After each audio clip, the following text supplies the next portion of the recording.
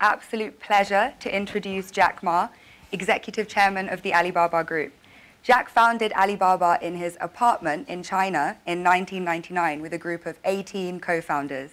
He was one of the first people in China to really understand the potential of the internet and has utilized it to help small businesses succeed in a global marketplace. Today, the Alibaba Group is the largest retail and mobile commerce company in the world, with more than 500 million consumers shopping on its marketplaces and tens of millions of businesses selling their products. The company has directly and indirectly employed created more than 30 million jobs. And Jack says the company is just getting started. He has ambitions of creating 100 million jobs and reaching 2 billion people. Jack also has a long history with the World Economic Forum. He first came to Davos in 2001 as a young global leader.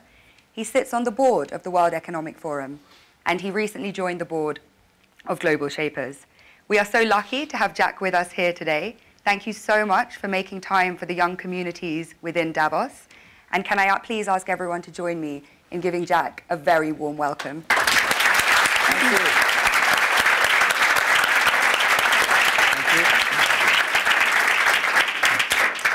We have global shapers, young global leaders, and technology pioneers in the room who are all really looking forward to asking some questions. So I'll just kick off with a few first. Please. So you ended your interview last year by saying we really need to pay attention to people who are 30 years old, to the next 30 years, and to companies that have less than 30 employees.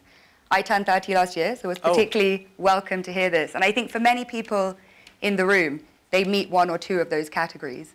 So in light of that, what are you most looking forward to and most scared of in the next 30 years? Yeah, we people are very lucky because we are in the area that the world is in a very big transformation because of the technology.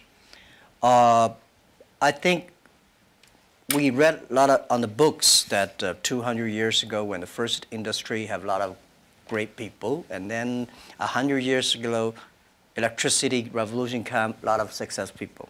So now the technology comes. This new technology will also create a lot of successful people, interesting careers. But honestly, every technological revolution comes is going to create a lot of social problems. And my view is the first technology revolution caused the First World War. Second technology revolution caused the Second World War. Now we're on the third. So what is going to happen? People worry about artificial intelligence. People worry about robots. People worry about a computer and data and privacy and securities. People start to worry. But whether you worry, it will come. You don't worry, it comes. So the thing is how you change yourself.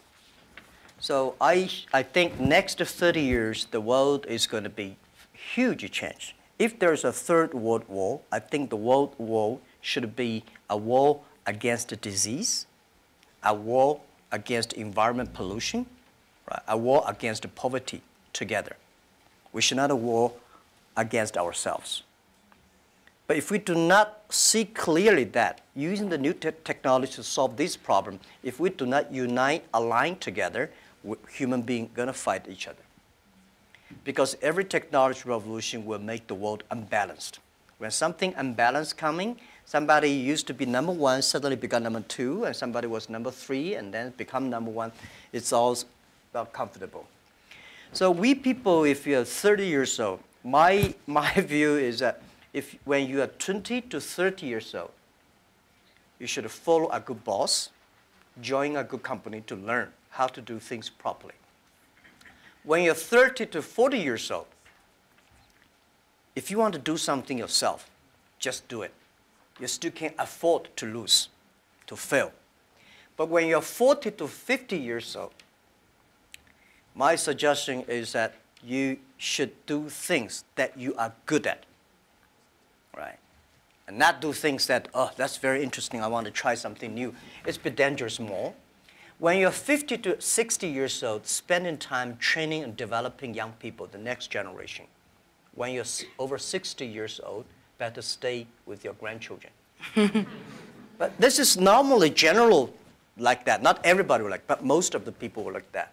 So 30 years old, we people, next 30 years, are the luckiest period. We have a lot of challenges, a lot of things are happening, and with our knowledge, with our physical power, it's time you need to change. You have to think, if you want to be successful tomorrow, it's impossible. If you want to be successful a year later, it's impossible.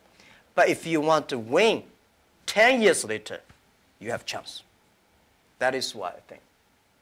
Wonderful. And moving on to a topic which is kind of impossible to ignore after 2017. So a third of all the people in leadership positions in Alibaba are women. But the picture elsewhere is a bit more bleak. And a friend of mine recently said something that has really stayed with me. Women are tired of empowerment programs, and we want power. In 2016, venture capitalists invested $58.2 billion in male-founded companies, while women received just $1.46 billion. And as 2017 showed, it was a year of sexual harassment scandals, the gender pay gap still exists, and unfortunately, the list does go on. So how do you think we can move beyond tokenistic gestures towards genuine gender equality? Yeah, that is very interesting. A few years, like 4 years ago, there is a journalist came to our company, and when he leaves, he asked me a question, why are there so many women in your company? And I never realized we have so many women in our company. I said, anything wrong? Today, we have a 49%, close 49% of the employees of our company are women. That's a lot for a high-tech company. It's not on purpose we hire women. We think they are great in helping us to grow. Alibaba is an e-commerce company. E-commerce is a service industry. To serve people better, you should have a service heart. We find that women doing much better jobs than men. And the second is that last century, people compete because of muscle. No, not this century is not muscle, it's the wisdom. And next is, I believe, if a person wants to be successful, you should have a high EQ. But if you don't want to lose quickly, you should have a high IQ. But if you want to be respected, you should have high LQ, the Q of love. So those three Qs put together, a lot of men, they have a high IQ but low EQ, and a very tiny LQ. Women, balance-wise, they're the best. If you want your company to be successful, if you want your company to operate with wisdom, with care, women is the best. In my company, we noticed that women, they care others much more than men. Even on our site, today on shopping site, e-commerce, we find women buy a lot of things. But they buy for their husband, their parents, their kids. Men only buy for themselves mostly. Because you care, that makes you the difference. So we have 49% of the colleagues in the company are women, and close 37% of the senior management are women. We never feel anything wrong, and women, they sacrifice more. When they love it, they believe it, they continue to do it. So I think one of the secret sauce for Alibaba to be successful was successful in the past 18 years because we have so many women colleagues. And the other thing is that we feel so proud. And you know, most of the time you see I go out, I never realize that when we count always 50% of women with my delegation, my team. Because we never think they're women. We think they're great colleagues. So if you try to say, now we got too many men, so we have to put some women inside, that's a disaster for both sides. So what would your advice be to companies that operate a little bit more on that quota-based system but seem to be not making progress or not having such kind of representation? When you have a quota-based, you must have a lot of women. You will never reach that.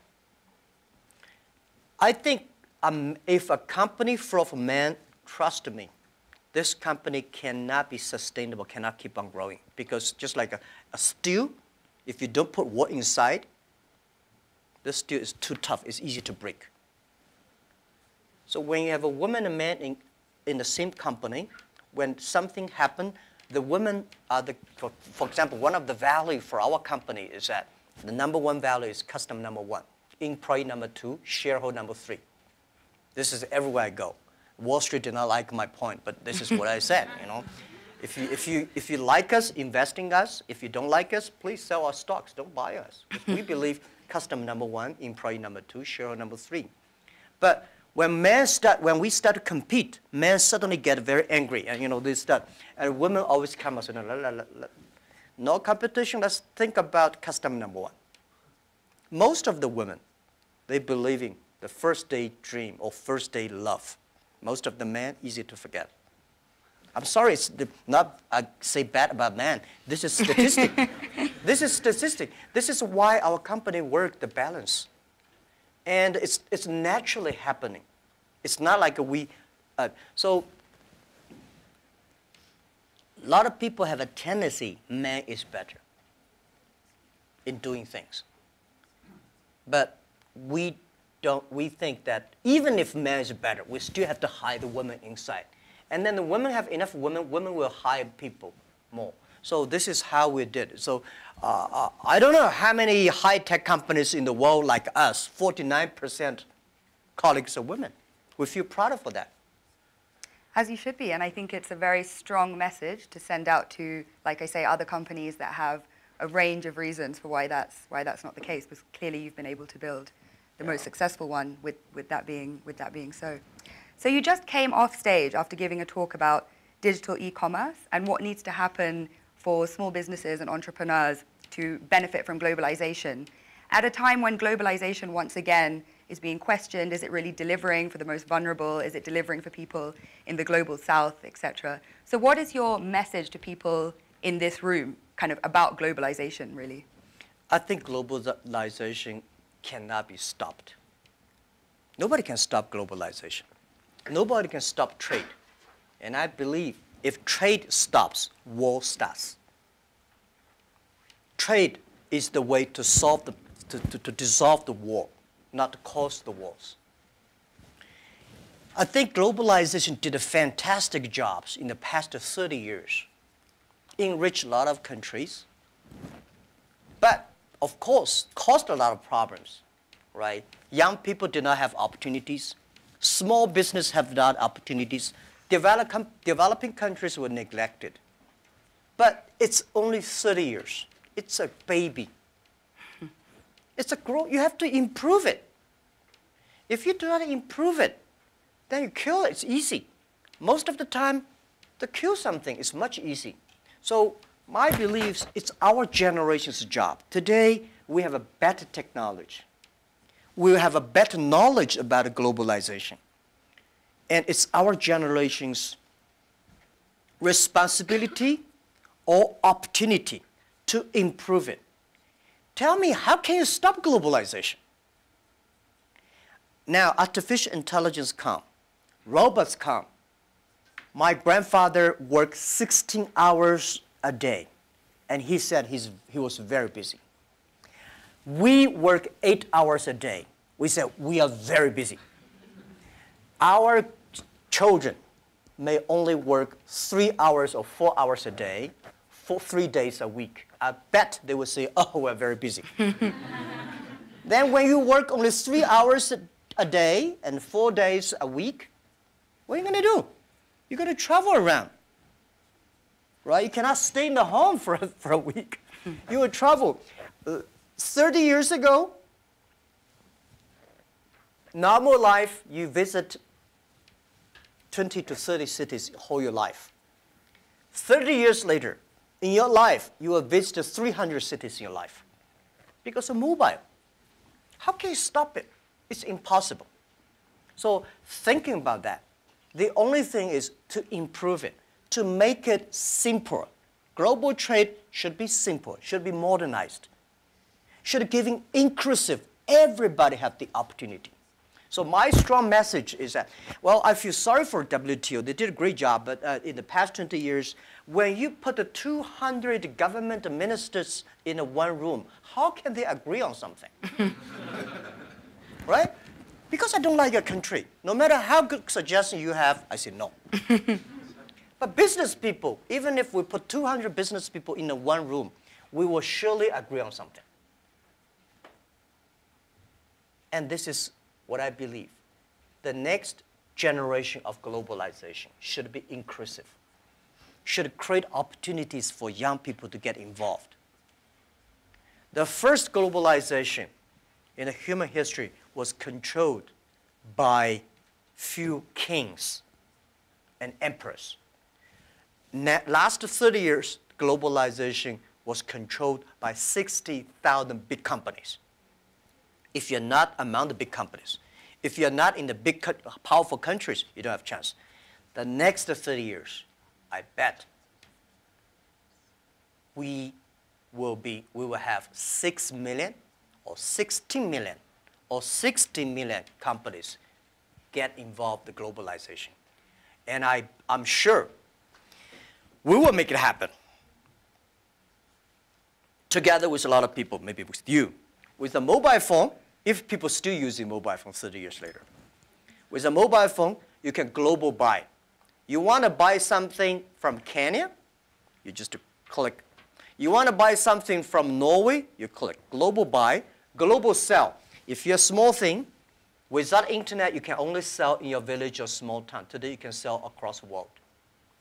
And global pay, global delivery, and global travel, the only thing you have to bring is a mobile phone, no, not even a passport.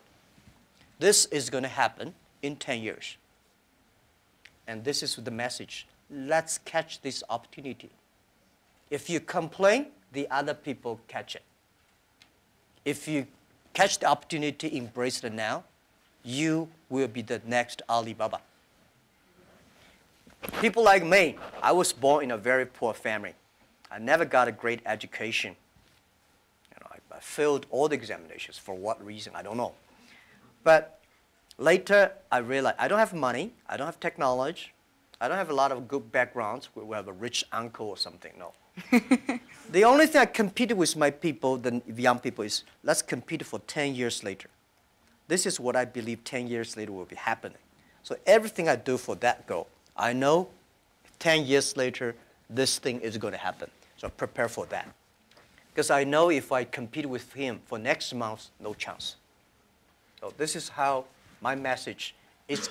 It's a challenge, but it's an opportunity. And it's the opportunity for people like us. This world, the most difficult thing is to convincing a successful people. When you tell him, this is a great opportunity, he says, no, forget it, right? I've been doing this for 30 years. But for people like us, we're looking for opportunities in order to survive. So we will do anything to be creative. So this is the message. 30 years, it's an opportunity for us. It's a challenge for those people who are 60 years old. If they're 60 years old, not discrimination, but it is tough for them. And maybe says something about how we need to look at government as well in terms of more young people entering and doing policy making. So if there are these 6 or 16 or 60 million businesses and we're all kind of hyper-connected, on a more fundamental level, do you think consumption is making us happy? Consumption? What do you mean consumption by making us happy? But through consuming, are we becoming happier through being more connected? Is that genuinely driving of course, consumption will make, without consumption, definitely we're not happy, right? But if their consumption may not be, the thing is that for me, people like me, people say, Jack, you are very rich, but I don't have time to spend money. And I know this money does not belong to me. When I have 1 million, 2 million, it's my money. But when you have 20 million, problem comes, you think the US dollar is going to devalue or English pound and the stock market is going to problem. When you're over $1 billion, that is the responsibility because the society trusts you, Kim. manage the money better. If you think that is your money, you'll get into trouble. This is what I always believe. That's the, how can a person have a, 20 or $2 billion? No matter how hard you work, you should not get to $2 billion or $20 billion. The money people put on you is the trust and credit you have. So you should spend money better than government. You should spend money better than the other people. Spend money on the right places. So consumptions, yes. And I can service industry. Let me tell you one thing. The AI robots is going to kill a lot of jobs. Because in the future, machine. But there will be, we have to create modern service industry. Service industry is going to have. Service is got a lot about consumptions. So doing the consumptions, service industry has huge hope. But you have to do uniquely. I think from that slightly philosophical point, we can turn to the floor for questions. So if you, if you could please introduce yourself, say where you're from. Please keep your questions succinct so we can take as many as possible and relevant for the whole group. Great. So would you like to go first? Hi, my name is Parv. I'm a global shaper from Chicago. And you just talked about philanthropy, and I'm curious if you could talk about how you see your role is changing in the giving space, particularly given the fractured world we live in. Yeah, I think philanthropy, it's not about helping others. It's about helping yourself. I had a huge debate with my colleagues. Several years ago, there was a big earthquake in China. And there was a big earthquake in Japan. So we donated I forgot the exact, like $20,000 to Japan, $10, $15 to China. And people say, why we donate that little? Because we have a lot of money. And my point is, no matter how much money you donate, 2 million, 20 million, that money compared to that is tiny. You cannot change a lot of things there. The thing you donate because you change yourself. When you change, the world is changed. You have to change yourself, right? And the next thing is that philanthropy is about action. It's about involvement. It's not about giving money. It's about to wake up people's consciousness. So I think, to me, I grow up, and my globalization is grow up in this place. Year 2001, when I was nominated as a young global leader, I had no idea what is Davos, where is it, and what is about a young global leader. But I came here, I learned, I listened about these corporate global citizenship and globalization, all things. I grow up. I understand. This is, to me, it's like a philanthropy. And this has changed to me, as I told Schwab, that every time I come to Davos, I want to spend time with young people. Because I benefit from young global leader, early days. When I listen to Bill Gates, and Bill Clinton, and George Soros, these guys, at that time we don't have that many people. Very poor facilities. Well, very cold. I work like 30 minutes driving in a bus coming here and watching. But now I think still have. But this is good. This is the tuition we pay for a grown-up. And now, to me, I think spending time with you benefit me, and also I want to tell you my true experience. It's a philanthropy. It does not necessarily mean money. So by charity, you cannot change the world. But if you have a philanthropy heart, you can do a lot of things. So I find this one, unfortunately, a lot of people have a business heart here, making money, but do things like a philanthropy. What we should do is should be a philanthropy heart, but have a business skill. I hate a lot of people do the opposite. They want to make money, but they talk like a philanthropy. And they do like a philanthropy, waste a lot of money. So this is what I mean. And it's, if you want your team to continue to work with you all your life, you have to plant the seed of care the world, care others. The first day they join. I don't like a lot of companies make a lot of money because making pollutions and counterfeit products. By end of the year, donate some money. This is no good. Business, the philanthropy idea should be buried into the business model. That's, yeah. Philanthropy of heart, I think, a message that young people can take forward. Please. Hi, my name is Iman.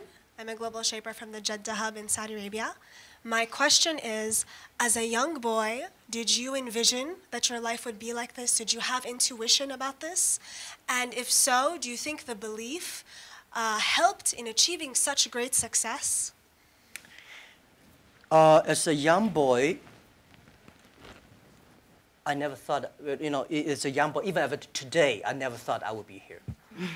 Honestly, I never thought. But as a young boy, when I look back, every problems I met when I was a kid benefited me. I failed so many times. People probably know that I'm applying jobs for so many jobs, over 30 jobs, all rejected, not even got a chance.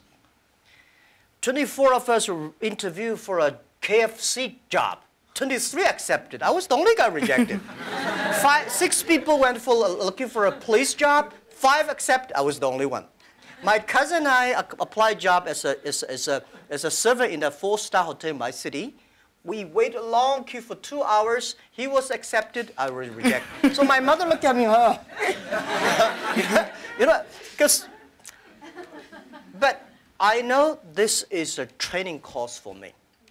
Before my 30 years old, I'm a failure. People lose, but I never give up. I think there is an opportunity there. And then I was a teacher later. I graduated from university. I was a teacher in the university for 6 years. Number 5 year, I was elected the best teacher of my university, elected by students. So I said, everything I taught my students are the things I learned from books. What if I go out, spend 10 years, experience all the things, whether fail or succeed, I go back to teach again. That was my original thinking doing Alibaba. So I never thought I could be rich. I never thought I would be successful. I never thought we could survive for 18 years. And then we made it. The only thing that today we should do is share the experience and know-how, especially share the mistakes, suffers with others. My thinking is that, you guys remember, if you want to be successful, learn from the other people's mistakes. Don't learn from the successful stories. Successful stories they make, don't listen to that. There are a lot of reasons behind it. Just like, I remember the first time Harvard Business School came to us, say, Jack, we want to write a case study for you. That's years 2001 or 2000. They came, they spent 1 week, and they write a report, and I read, no, I said, this is not me. And they said, this is you. I said, no, this is not us. He said, this is you. So they make up his sign, and the case study go up, and they start to teach in a lot of universities. The next 5 years, they invited me to go to the case study, and they always find a competitor of my company. And after every case study, Alibaba will die, that company will succeed. All the students agree. And actually, every 5 years, all the competitors die, we still survive. So how can you study this kind of a successful story? Learn from the mistakes, the other people. No matter how smart you are, you will encounter these mistakes. You learn from mistakes not because you will be able to avoid mistakes. You will able to, when these mistakes come, this suffer comes, you know how to deal with it, how to face it. The book I want to write, if I if I want, if I can. It's Alibaba 1001 mistakes. This is the most treasurable things that in my life. In my life, it's not how much we achieved. It's how much we gone through the tough days and mistakes. And this is what, if you start to think now, it'll be good. So if you ask me when I was a boy, I never thought about that. Never. Let's go to the back of the room.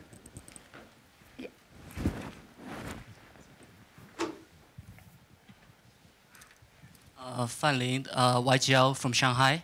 I know that you recently spent 100 billion RMB in deep tech research. I just wonder how you think of the future of deep tech and how that's going to influence humanity and creativity. Yeah. Thank you. I think technology, as a company, we invest 100 billion RMB, which is like 150, right, or 15 billion US dollars on researching for the high tech. As a company, I hope in the future we gain our profit because of our technology, not because of our size. So we have to invest in technology. But I don't like this kind of, there's a debate. Artificial intelligence, big data is going to threaten the human beings. I think artificial intelligence should support human beings. The technology should always doing something to enable people instead of disable people. When steam machine comes, when cars comes, people hate it. You know, today we think car is good. When the automobile when first was designed, people hate, especially this car, this horseman, right? They destroy every car they can see. So I would say, people like us, when we have the money, we have the resources, we have the young, all the excellent young people, we should spend money on the technology that enable people, empower people, make life better. So this is what we want to invest. And I think artificial intelligence, no matter how artificial intelligence is good, human being in the future compete with the machine on knowledge, you don't have a chance.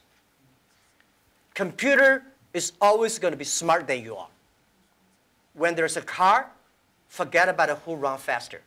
When there's a plane, don't think you can fly. When there's a computer, you know, computer is always smarter than you are. They never forget. They remember everything. They never get angry. They calculate faster.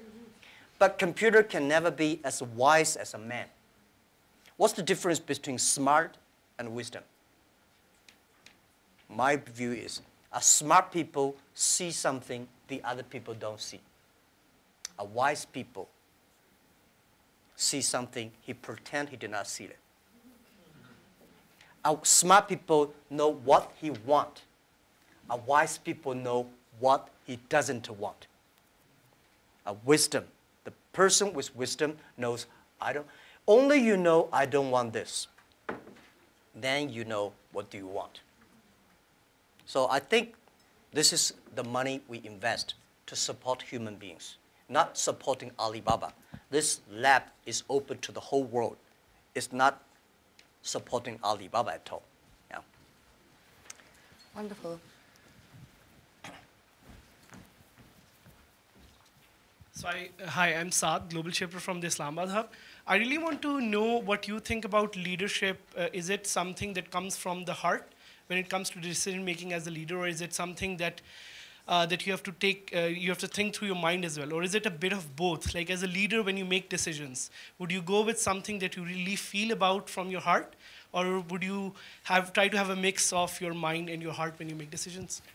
Yeah, I think it's a good question. I've been thinking about that. First, it's your nature instinct. There must have something that you different. Second is you need training.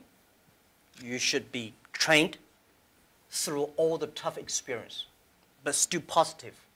I found out some great leaders in the world. They are always positive. They never complain others. and never complain. And they look at the things in a different view, like normal people. So I think people in my company, at the beginning, they don't like me because I'll always think about 10 years, 5 years. And then after we're working together for 3 or 5 years, they find, you're right. Then we got the credit rating. And as a CEO, one of the jobs, when everybody's happy, you have to see the unhappy things. When everybody's unhappy, you have to see the happy things. So leadership is nature, but you have to have train and learn. And I got my leadership upgraded in Davos. I see so many. Ali Enter Financing, how many people here know about Alipay? Thank you. Alipay's decision was made here. I was thinking about Alipay, but I was not there to launch Alipay because in China, if you do financing without license, you will be in jail at that time. So I went to the banks, can you help us do the e-commerce on transaction? No. No banks would accept it. So if there will be no Alipay, no financing, the e-commerce would go nowhere. So year 2004, I was here. Listen to a speech by 2 state leaders about leadership.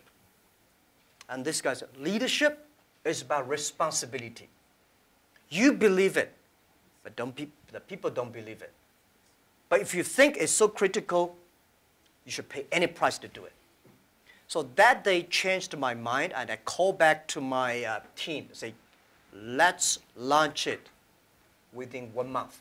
If somebody has to go to the jail, I go to the jail. Who will be the second one follow me? If I go, you continue, and you go to the jail, you go continue. That was called the leadership determination. And year 2004, I made a decision here, I called it back. And now today the Alipay launched, and it's so big, over 800 million people today using Alipay globally. This is called, yeah. Wonderful. Shall we take one from YGL to be fair? Any questions? Yeah, please. Hello, my name is Pablo from Costa Rica, YGL. And given your perspective of caring and being a trustee of all this, what do you do for self-care and also maybe within your company? Because earlier on, often you can cut through sleep or other things in a silly way, and you realize that if you plan for the long term, one also has to take personal care, be either mindfulness or prioritizing better. And how are you doing this, and how do you promote that in your company? Well, I'm lucky that I have 18 co-founders, and most of them are my students. When in my apartment, I told them my dream, my mission, and we videotape. Funny thing is that when Alibaba launched for the first day, I said, let's videotape everything. Every important meetings that we join together. The purpose is that someday, if we fail, we give the videos to the people to research why we fail. If we succeed, give the videos to the other people. So we have almost a whole house of videotapes. So the first videotape, I speak for 2 hours, and those guys look at me. Okay, so that's what you want to do? I'll say, yeah, this is what I want to do. I was the first. I know nothing about technology. I know nothing about management. I know nothing about, but the only thing is that you don't have to know a lot of things. You have to find the people who are smarter than you are. My first way is always find people who knowledge on computer smarter than I am. Accounting, smarter than. For so many years, I always try to find the people smarter than I am. And when you find so many smart people, my job is to making sure the smart people can work it together. And then if smart people can work it together, it's easier. The vision, they will believe. Because if stupid people can work it together easily, Smart people can never work together. But people who work together easily, they don't believe the vision. The people who believe the vision, but they don't work together. So very important is finding smart people. And my job is two things. Making sure they work together. So the culture is important. Long term, you should be ideal with great, strong vision leader, but you should also have to survive today. If you don't survive today, you're gone. So the best way to promote your company is not you. It's not me as the CEO. The best way is your product, your services, your employees. The best product of your company is your employee. So I spent a lot of time, early days. For the first 2,000 employees of Alibaba, I speak everybody for 1 or 2 hours when they're joining. I said, I will never promise you will be rich. I never promise you will be promoted. But I promise you'll suffer. I promise you will have a terrible life, and, right? And all the terrible things I promise when join this company. Right? But good things, if you promise good things, you are misleading them, because I cannot promise myself. We know this is the future, but we are not sure that we will be there. But if we don't work together, we all will lose our job. So that's the thing. And they do always say, and I think I've experienced this myself, if you knew how hard it would be, would you do it? And it seems for you, a key part of leadership is leaving the ego at the door and being willing to hire people better than you, who you can then kind of empower to carry out your vision. Yeah. Wonderful. Yeah. Hi, I'm Iman from Global Shaper Jakarta Hub. How does your experience of being a teacher influence how you run the business today? And do you have any message for those who are working in education space? Thank you. How does your experience of being a teacher in early days influence how you run the business today? Oh, yeah. Let me tell you one thing. I never thought I could be a CEO. I never thought later I'd become a good CEO. One of the things I learned is from teachers. As a teacher, very important character of a teacher is the teacher always expects his students better. I want this student to become a banker, that student to become a mayor, that guy is a scientist. This is all teachers want. If you don't have this kind of thinking, it's a terrible teacher. A good teacher always wants the other people better. You don't want this teacher in jail, that teacher is a bankrupt, that teacher is, you know. So as a CEO, I trained myself I always want those people who join the company do better than they thought. And everything the company should do is making sure the good environment to training him to be more positive. And everything we do, this is a teacher. And teacher does not mean I know better than you are. Everything I know better than you are because I learn from others. So a teacher should learn all the time. A teacher should share all the time. A teacher should always expect the other people better than you are. And by the way, education, it's a big challenge now. If we do not change the way we teach, 30 years later we'll be in trouble.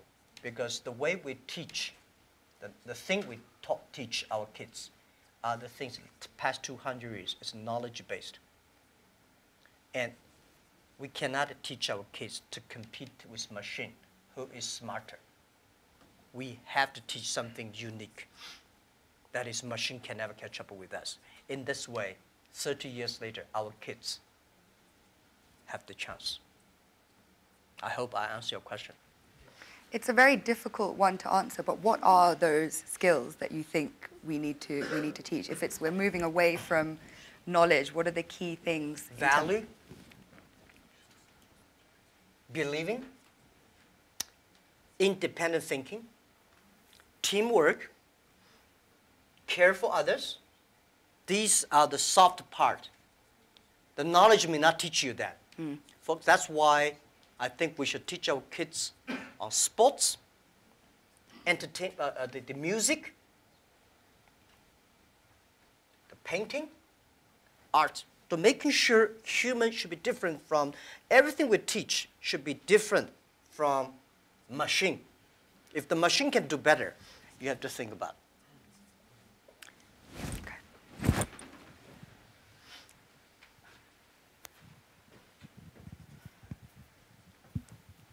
Hi, this is Hashim Al-Musawi from Manama Hub, Bahrain.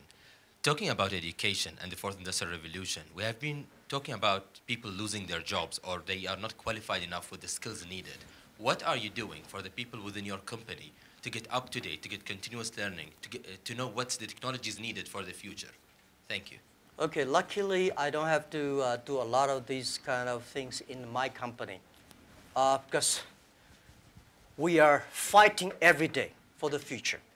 We know if we do not work hard, Facebook or Google and Amazon, all these are going to do better, right? So this is why we are globalized. It's a competition globalized. But we know that it's not about technology competition. All the people today, not like 18 founders, we only have 2.5 people engineers. Today we have more than 25,000 engineers. They are all smart people. They do much better job than the 18 years ago. But the only thing I want to making sure that these people have a philanthropy heart. Because the data we have, the technology we have, if they do not have a great heart inside, we are going to make disaster for the world. Google, Facebook, Amazon, Alibaba, these companies, we are the luckiest company of this century. And we have the if we're lucky, we have the responsibility that we should have a good heart to do something good. But on the other thing I want to say is about that making sure that everything you do is for the future. For example, you know about Singles Day? Singles Day, shopping day, November 11th is the day we created. Last year, that day, we sold 25 billion US dollars for one day. And for the first minute, over 70 to 80 million people rush inside to shop on the mobile phone. So you have to making sure the system is good enough. We have to finish 270,000 transactions per second. Can you imagine that? 270,000 transactions per second. If we do not have that kind of computing capability, the whole system will crash because we have several hundred million people waiting to pay the money.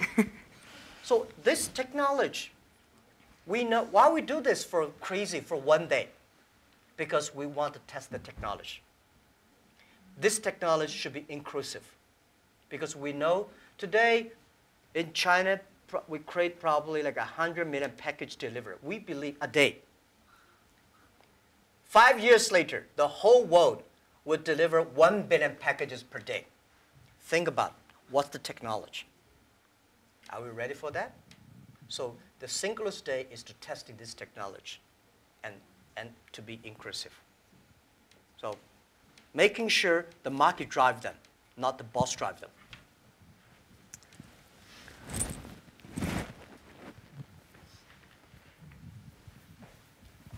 Thank you, Harry. Thank you, Jack. Jesus Cepeda from Mexico, from the Monterrey Hub, Global Shaper. We have been talking a lot about our generation, and I really like the conversation about 30 years before, 30 years after. Actually, I have been hearing these days that we haven't had this snow in 30 years here. So the question is going to a quote of Professor Schwab. He said a couple of months ago to the Global Shapers that we're the first generation that is going to suffer about climate change, and we are the last one that can do something about it. So with your teaching passion, what are the 3 things that you are saying to educate the 10 million employees or the 100 million employees or everyone who's looking at this video to develop an environmental mindset, a spiritual mindset, a non-fragmented world mindset? Okay. First, let me say this. Every disasters, the environment disasters, is a reflect of human heart today. Because when we need too much, we destroy a lot of things. I think the human being today, in the past 200 years, because of knowledge-based technology or knowledge-based training system, all we want to do is get more.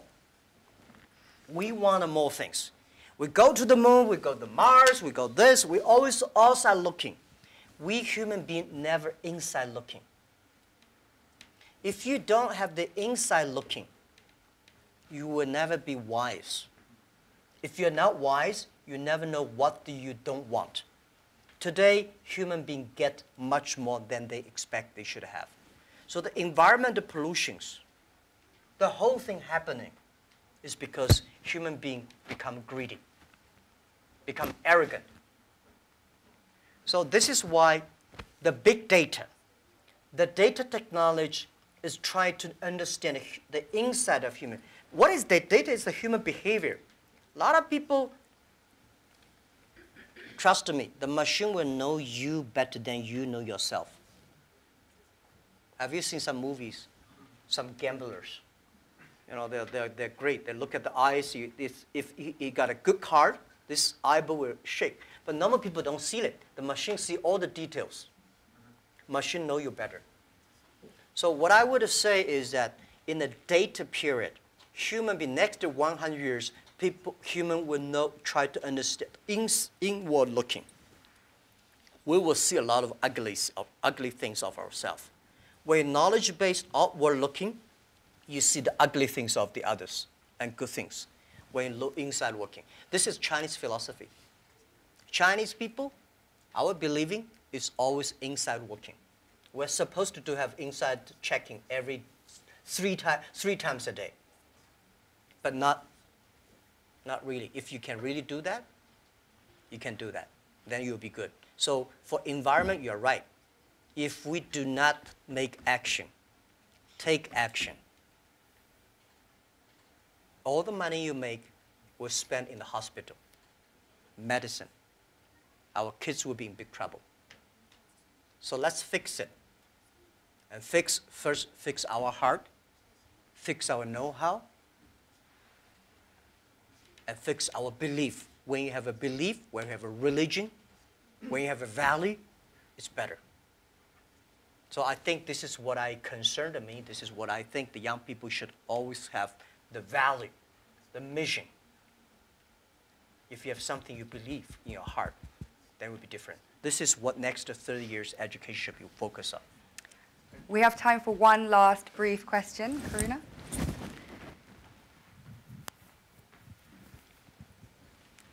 Thank you. This is Karuna from the Port Louis Hub, Mauritius. And my question is, you talked about your workplace culture. I'd like to have one or two examples, if possible, of how do you motivate your employees. And I'd like to throw in a last question is, how much do you sleep? Because this is such a controversial topic, and I keep hearing different versions. Thank you. What about keep the different versions? Some people say you don't need sleep. I've heard CEOs sleep only 4 hours. Sorry, I've heard CEOs sleep only 3 to 4 hours, and whereas I've heard, like, you need at least 8 hours. So yeah, I'm a bit divided, and I'd love to know your secret. Thank you. Yeah. How do I motivate, incentive or motivate my colleagues? You have to find the people that can mobilize themselves. It's impossible to encourage a negative person. So the people you hire, the people work together, they have to be, or you cannot, we have 65,000 employees now. You cannot hire all of them that positive. But at least the people work with me. My management, leadership, several areas, they have to be positive. They have to know to incentive the others, because I cannot incentive everybody. And making sure the culture. So I think it would be very painful for me to talk to my vice president, and he need to be incentivized and mobilized every time, right? This won't work. If he does not know how to incentivize or mobilize his people, it's better. I don't think he will be the vice president. He should be a good engineer, good designer, but not a good leader. A good leader should help, but not by only money. Most of people incentivized or mobilized not because you give them a lot of money. You give them respect, trust, appreciation, and correct, heartful advice. When you come to my meetings, internal meetings, you will be shocked because we are not like a lot of the other Chinese company. The boss say, everybody listen, take notes, and go down. We are like a war room. We make decisions based on whose voice is louder. Right? Early days, you know, we fight and we talk, and then making sure everybody speak up. Right? So this is also a way of mobilize and incentive. There are a lot of ways, and different people have a different way to send incentive. So this, how much time I sleep? Yeah, I have a problem. I mean, I sleep not very short, but not good. And I don't eat a lot. This is something that I was curious. I don't eat a lot. I'm a very picky on the food.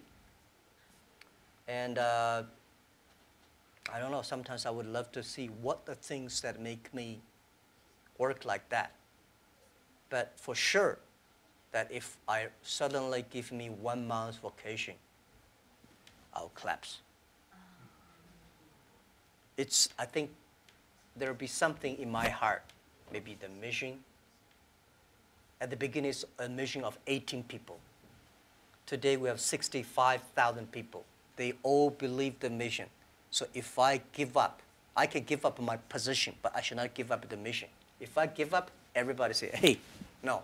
So, and then especially today, Alibaba at this size, people continue to say, for this size, the growth rate will be tiny or down. So what's the 10, 20 years Alibaba will look like?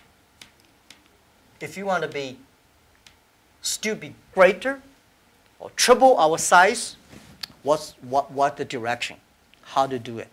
So I spend a lot of time thinking. And I love to think. Good thing is I have a good team now. I think, I do the talk, they do the work. Yes. On that note, sorry we didn't have a chance to take everyone's questions. We'll just have to make this an annual convening from now on.